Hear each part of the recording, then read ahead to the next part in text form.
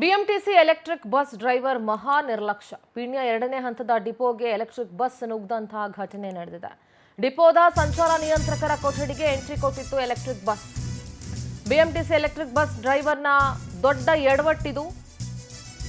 ಇಂದು ಬೆಳಗ್ಗೆ 6:40 ಸುಮಾರಿಗೆ ನಡೆದಿರೋ ಘಟನೆ ಇದು. ಪೀಣ್ಯ ಎರಡನೇ ಹಂತದ ಡಿಪೋಗೆ ಎಲೆಕ್ಟ್ರಿಕ್ ಬಸ್ ನುಗ್ಗಿದೆ. ಹ್ಯಾಂಡ್ ಬ್ರೇಕ್ ಹಾಕದೆ ಬಸ್ ನಿಲ್ಲಿಸ್ಬಿಟ್ಟು ಹೋಗಿದ್ರು ಡ್ರೈವರು.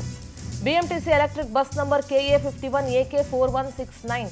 ಅದೃಷ್ಟವಶಾತ್ ಯಾವುದೇ ಪ್ರಾಣಾಪಾಯ ಸಂಭವಿಸಿಲ್ಲ. ನಾನು ಒಂದು ಮಾತು ಕೇಳ್ತೀನಿ, ಒಂದು ಎಲೆಕ್ಟ್ರಿಕ್ ಬಸ್ಗಳಿಂದ ಎಷ್ಟೊಂದು ಅನಾಹುತ ಆಗಿದೆ ಅಂತಂದರೆ, ಸಿಕ್ಕಾಪಟ್ಟೆ ಆಕ್ಸಿಡೆಂಟ್ ಇರ್ಬೋದು ಅಥವಾ ಪಬ್ಲಿಕ್ ಡೆತ್ಸ್ ಆಗಿರ್ಬೋದು. ಈ ರೀತಿ ಹ್ಯಾಂಡ್ ಬ್ರೇಕ್ ಹಾಕದೆ ಗಾಡಿ ನಿಲ್ಲಿಸ್ಬಿಟ್ಟು ಹೋಗೋವಂಥದ್ದು ಅದು ಯಾವ ಪುಣ್ಯಾತ್ಮ ಡ್ರೈವಿಂಗ್ ಹೇಳ್ಕೊಟ್ಟ ನನಗಂತೂ ಗೊತ್ತಿಲ್ಲ. ಲೈಸೆನ್ಸ್ ಯಾರು ಕೊಟ್ಟರೋ ನನಗಂತೂ ಅರ್ಥ ಆಗ್ತಾ ಇಲ್ಲ. ಹ್ಯಾಂಡ್ ಬ್ರೇಕ್ ಹಾಕದೆ ಬಸ್ ನಿಲ್ಲಿಸ್ಬಿಟ್ಟು ಹೋಗುವಂಥ ಹುಚ್ಚುತನ ಅಂದರೆ ಅಷ್ಟು ಕೇರ್ಲೆಸ್ನೆಸ್.